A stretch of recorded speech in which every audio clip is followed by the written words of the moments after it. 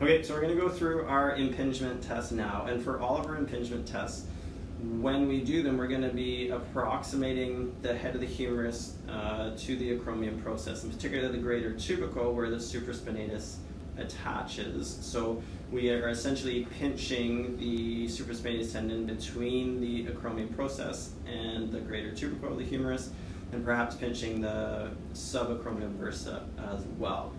So all of these tests are going to involve some internal rotation of the humerus. We're going to do an empty can first, and you've learned about the frontal and sagittal and transverse planes.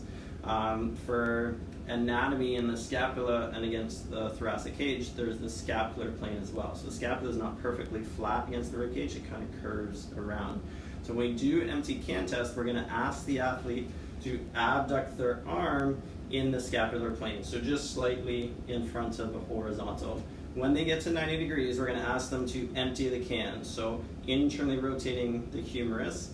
And if they had a supraspinatus tear, the pain often is so great that their arm would just give out.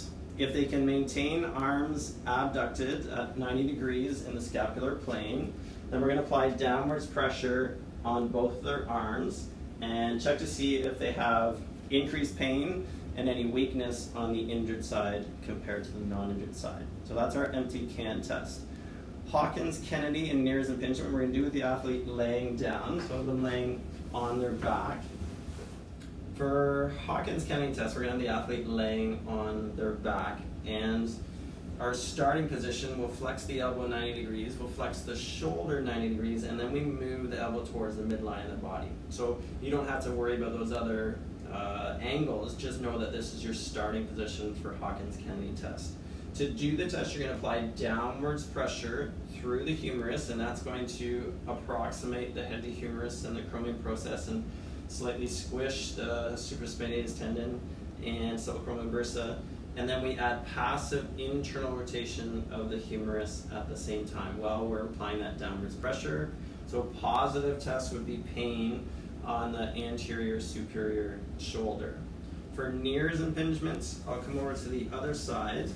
We're going to be passively abducting the shoulder and adding internal rotation at the end. So we're essentially trying to bring their biceps towards their ear, and then we add in passive internal rotation at the end.